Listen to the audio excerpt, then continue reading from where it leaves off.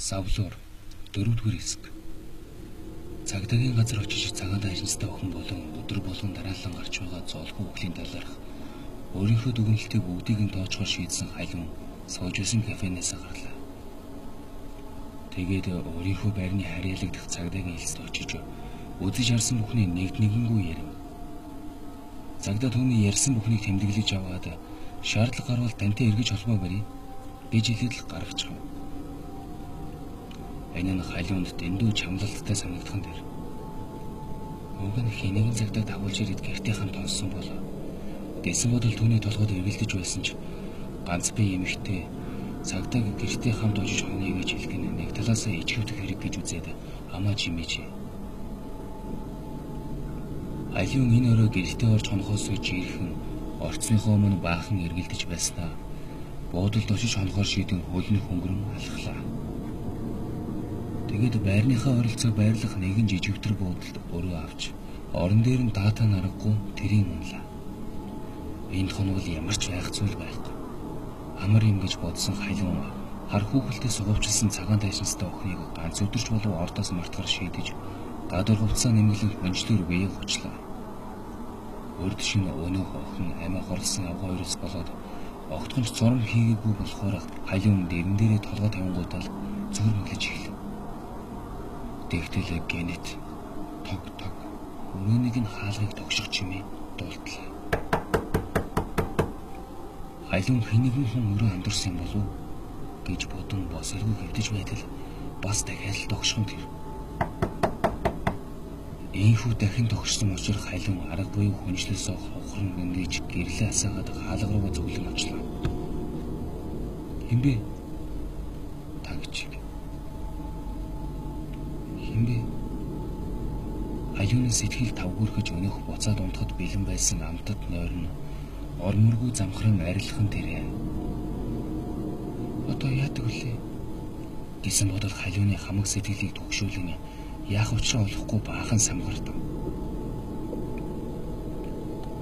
Тэгтэл бас дахиад тог хийлгэн хаалга тогших чимээ сонсогдлоо.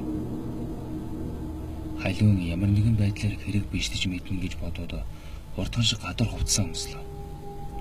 Бас дахиад тог.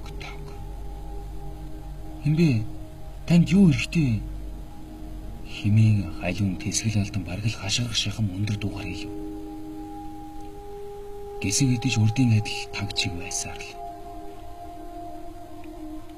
Эцэст нь Халиун нэг сайн үнзгийн амьсгаа аваад хаалганыхаа төгжийг мултлан үүдээ зэлийтэл нээлээ. Хачирхалтай нь Халиуны өрөөнийх нь гадаа хинч байсангүй. Халиун алмаар нь төгшиж хамаг биеийн салган жижиргэлж эхэллээ. Яалч өгвөл манай өрөөний хаалгыг тогшсон доо. Химэн амандаа үгсээр хонголд гарч эргэн тойрныг ажиглалаа. Хинч алга. Бас чихэнд нь торох чимээч байсан. Халиун хэсэг хугацаанд эргэлзэн зогсож байснаа өрөөрөөгөө босож ороод хаалгаад өгжин орлууга зөвлөлээ. Тэгмэгцээ Халиун чухмал үсэртлээ зочин хоошоо ухархан тэр. Учир нь түүний орон дээр нэгэн тасгаар өнгөтэй тохон чиний өргөйсөн хүүхэлтэй хэвтэж байжээ. Халиун энэ хүүхэлтийг яалтч өгнөх цагаан дашинцтай охины чирээд явдаг хүүхэлтэй мөн гэж таниад эгээтэл ухаан алдаж унсан. Тэгээд хэд дахин эргүүлэн төгссөн буудлын өрөөнийхөө хаалгыг мөнгөнөн байж арайхийн тайлаад сүнхэж авалгүй өрөөнөөсөө гарч хүлээ. Тэрээр гүйсээр нэг л мэдэд гэрийнхээ хаалганы өмнө ирчихсэн зогсож байв. Аз болоход түүний өмдний халаасанд гэрийн төлхөр байсан болохоор тэрээр буудалд орсон зүнхээ өгүүлсэн ч үгүй. Цоожоо талин гэртээ орлоо. Дахиад л бүх өрөөнийхөө бирлийг зургтайгаа асаагаад зургтныхаа дов бараг л дээд зэгт нь хүртэл чангаллаа. Халиун тэр өрөөс гарах хүүхэлтэйг яаж яваад буудлын өрөөнд орчихсныг бодоод олсонгүй. Шаазан аягандаа дүүрэн халуун цай хийгээд салгалсан гараараа хатхан хэд дахин оочлоо. Тэгээд жаахан тайвшрав. Энэ шин Халиун унтлагынхаа өрөөний цонх руу ч ойрцсонгүй. Гэхдээ л тэрээр өнөөх савлуурын хятнах савлах чимээ гарах үе хэмээн болгоомжлон хүлээж байсан ч ашгүй шин тэр чимээ гарсангүй. Өөрөөр хэлбэл өнөөх цагаан даашинчтай охин ирсэнгүй. Өглөө болж нар мандсны дараа халин бурмасан тайвширч цагаан даашинчтай охиныг дахин харахгүй хэмээн баярлаж дутуу нойроо нөхөх санаатай унтахаар шидэж хүнжилтөөр шурглаа. Шөнийн туршид айцаасаа болоод огтхонч цурам хийгээгүй халин хэвдэнгүү тэлэн том. Тэрээр хэдий унтаж чадсан ч гэлээ. Зүүдэнд нь нас барсан нөхөр нь ирж түүнийг гараас нь чангааж хамт явахыг ятгах хаажээ. Өөрийнх нь гараас атгсан нөхрийнх нь гар цэвгүүтэн байхыг халин мэдэрч цочих мэт боллоо. Гэвч тэрээр сэрж хараахан чадсан. Нөхөр нь халиуныг явахыг хүсэхгүй байсанд баахан уурлаж заавал авч явна хэмээн зүтгэлээ. Тэгээд халиуныг алхаар завдан мөс шиг хүйдэн хоёрын гараараа түүнийг багалзуурнаас атгахад тэрээр муухай чарлан нойрноосоо сэрлээ. Түүний хамаг биеийн нэвт хөлөрч гисэн бүнд хөнтөлж ичирч байгаажээ. Тэгсний тэрээр үнэхээр хоолн боогдсон хүн шиг хоёрын гараараа хүзүүгээ бариад хагаж татсан баахан ханиалгав. Халиун шуудхан босоод угаалгынхаа өрөөнд орж нүрээ бүлийн усаар шившин угаалаа. Зөөлөн алчуураар нүрээ болгоомжтой харцсаар угаалгынхаа өрөөнөөс гарч ирсэн халиун цонхоороо гадах байдлыг харснаа нар шингэж байгааг мэдэв. Өчнөө олон цаг нам ундчихснаа мэдээгүй тэрээр ширээн дээрх жижиг цагийг хараад уулга алтхан тэр. Тэрээр өмнө нь амьдралдаа хизээч ингэж олон цагаар унтаж байгаагүй санагдана. Юу юуг нар жаргаж дахиад л харахгүй болно гэж бодсоор халиун галтгооныхоо өрөөнд орлоо. Халиун хамгийн сүүлд хизээ өөртөө хоол гэж ийдснээ ч мартжээ.